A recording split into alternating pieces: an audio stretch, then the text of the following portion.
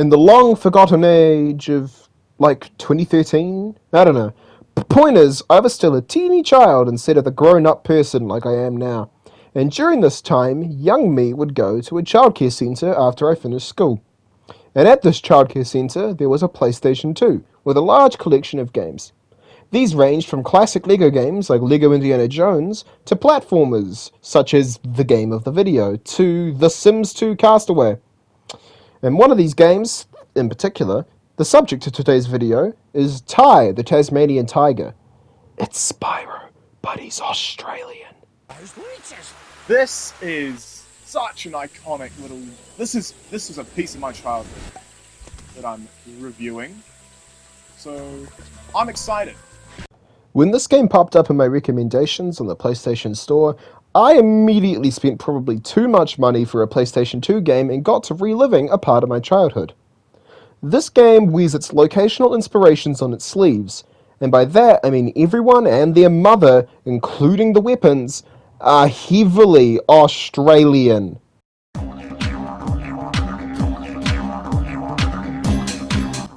Ty's story is pretty simple.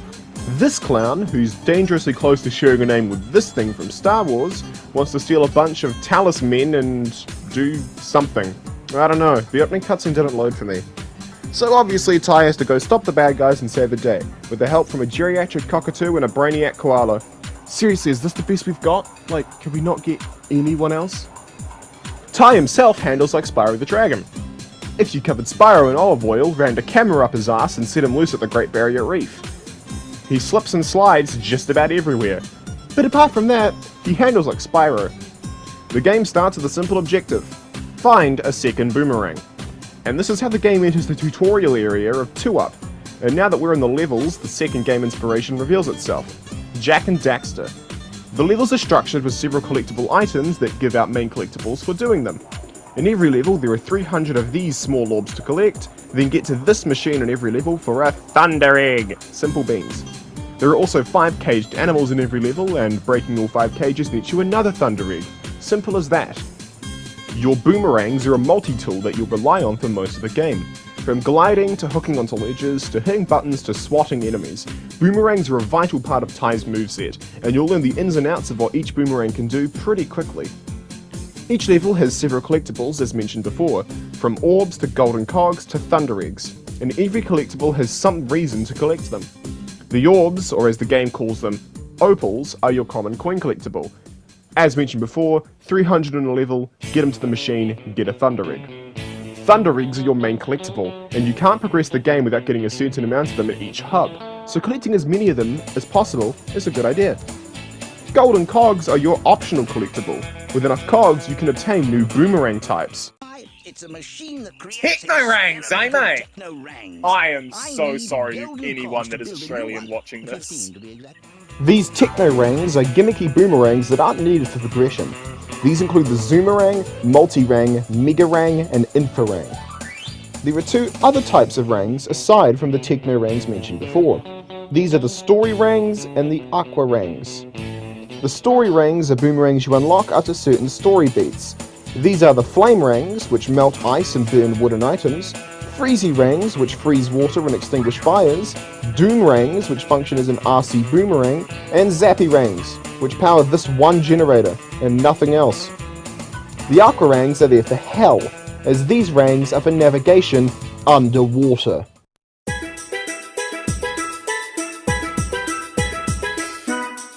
Australian wildlife. Camera rolling, Okay. Fuck. Get a bit of... You can see here, the wallaby. Its natural habitat. Hopping around and being an all-around insignificant little shit. You have the wallaby, the bin chicken, the frill lizard, the cockatoo, the koala, the cockroach, the eel, the platypus. Now, to make things clear, my dumbass has thalassophobia, the fear of deep water. So when level 3 had me swimming in open ocean... Welcome to the Great Barrier Reef. Fucking oath! The Great Barrier Reef! I'm so sorry, Australians. I tapped the fuck out real fast and just wanted it to be over real quick. And now is the chance for me to talk about this game's characters. All the characters in this game are anthropomorphic versions of native Australian wildlife, ranging from Julius the koala to Shazza the dingo to Boss Cass, who I hope is a cassowary, to the main enemies being frill-necked lizards. This game knows what it's doing with the character designs and has made them all incredibly iconic, even if this game isn't as well known as the other PlayStation 2 era platformers. The enemies are all pretty unique as well, as barely any of them are handled the exact same way. The frill-necks will leap backwards when you try to bite at them, so you have to throw a boomerang to deal with them. Larger enemies like the crab, the roach from hell, and the beetle can't be boomeranged, so you have to bite them. And some enemies, like this fuck-ass with the cricket bat, need specific boomerang types, meaning you can't get away with spamming the same boomerang at all foes. A degree of strategic thinking is needed. And while on top of the designs, the locations are beautiful, varying from shipwrecks at the Great Barrier Reef being beautiful and sunny, to a walk in the park's rainforest, muddy greens and crystal clear blues, to a bridge on the river Ty's relaxed and cool nighttime palettes, to Snow Warriors' beautiful snowy whites. There's just so many different types crammed into this game, and even when the game reuses some themed locations, it makes them different enough that they stand out. These are supported by George Stamatadiadis, I'm sorry if I butchered that name, and his absolutely wonderful compositions. Shipwrecks again gets the shout out as the music there reminded me a lot of Spyro music.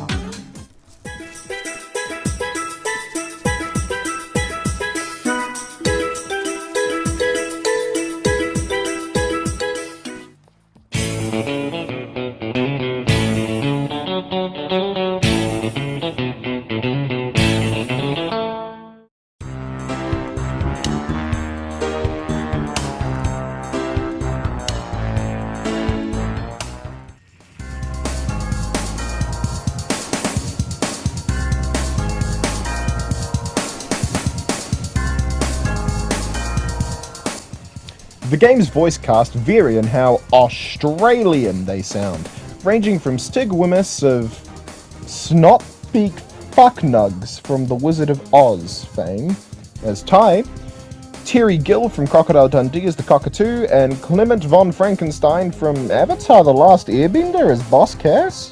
Okay.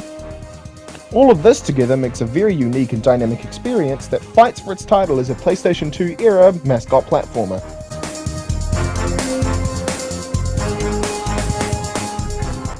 Ty's gameplay loop is an experience. The ground controls handle like a slippery dream, and any sequence on ice suddenly turns into desperate pleading with the game's movement. But swimming controls here handle incredibly smoothly. Hold X to swim forward, tap X to swim faster, and use the thumbstick to steer direction. But good god, controlling the first-person camera is hell on earth, because for some reason, the re-release of Ty has motion controls for the first-person camera exclusively for vertical movement. It boggles the mind. For a single level, you control this fucking bull on ice skates, and he doesn't stop for love or money, so you better get used to his physics and fast.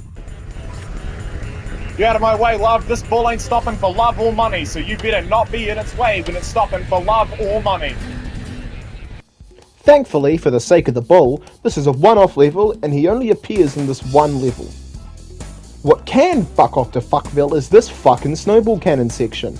This thing is the effective accuracy of aiming as a goalpost with astigmatism. I really didn't like this part. As mentioned before, the game's visuals are a dream, and the enemies are all visually striking and stand out in a crowd. All 5 boss fights are confusing as to what the hell you're meant to do, and I did burn a few lives on them.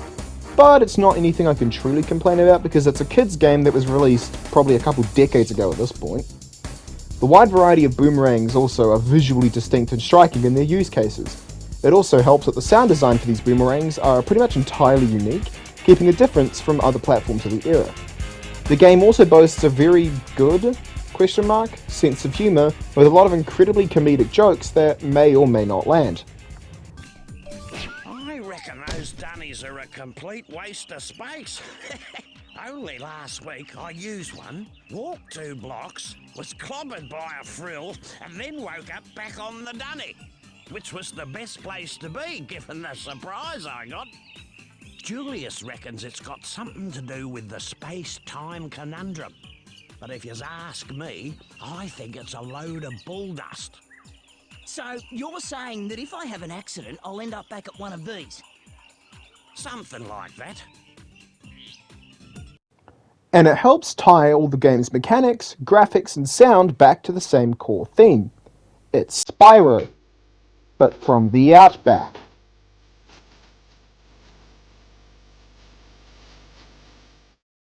Now, I want to take a quick moment here, and a segment of the video, to discuss some of the levels. Specifically, my top 5 favourite levels throughout the course of Ty the Tasmanian Tiger. So here we go, I'll try to keep it quick.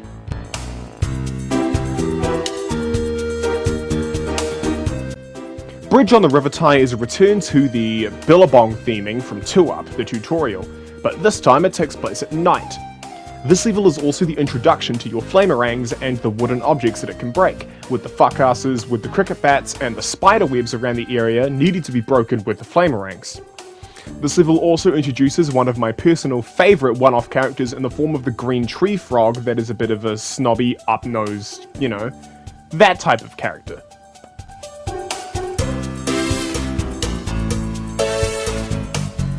Aside from the fucking snowball gun, this level is a fucking wonder to play through. A perfect medley of the snowy mountain theme we saw in Snow Worries, with an additional element of brush fires spiraling out of control.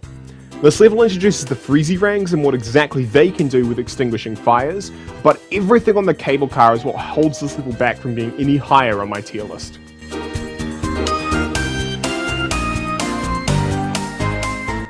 Ignoring my thalassophobia for a minute, I can say that this level is fucking gorgeous and an amazing introduction to both swimming and the aqua rangs. While not having the full swimming control set is a bit of a pain, you don't get dive until Bridge on the River Ty, it is enough that you can actually navigate around very easily. The segments where you're going in and out of the shark cages and watching as sharks swim around you is terrifying. This is exactly why I have thalassophobia. And it also introduces my main man Rex, along with the most banging music out of the entire game. Seriously, the entire soundtrack is on Spotify. Shipwrecks is easily the best of a lot of them. So it's always a really good addition to see Rex in a level, along with the banging music.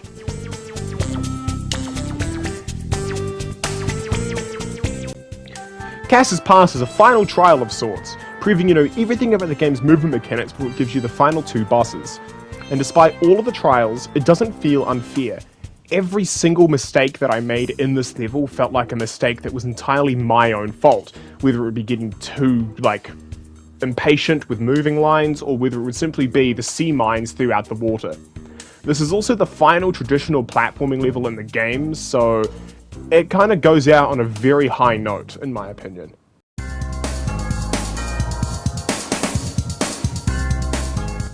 Liar Liar Pants on Fire opens with an introduction to the Lyrebird, which, funny enough, lies to you. So for the entire level when you're following this Lyrebird, you have to do the exact opposite of what he tells you to do, which it definitely took concerningly long for me to piece that together. This level also brings back both the water slide sections from A Walk in the Park and the in-level boss sections from Bridge on the River Ty, with a face-off against Sly the Tasmanian Tiger, which, yes, that is really his name. This also is the only level in the entire game that I managed to get all of the Thunder Eggs in, finding all 300 orbs, finding all 5 caged animals, and completing all of the other side objectives, so that helps it too, I guess.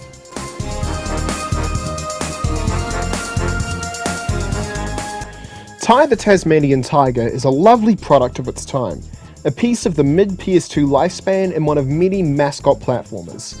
This PS4 Rerelease was certainly not without its issues, honestly. There were some bits and pieces of the game that felt very janky, and I think a big part of it was down to the control scheme. But it was nice to get to experience a piece of my childhood again, even if it didn't control nearly as well as I remembered. But I enjoyed it, so there's really not much else I can say.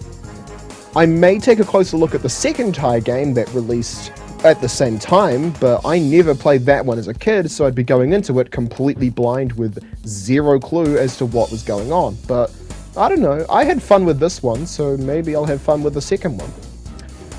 It'll be back to RPG Maker videos, with the next coming videos going into closer depth to some of the games for the quickfire reviews, but apart from that, it'll be business as usual for the future. So, thanks for watching, hope you enjoyed, and have a good rest of your day, night, or who, what, where. I am Mike Remaster, and we will be seeing you later.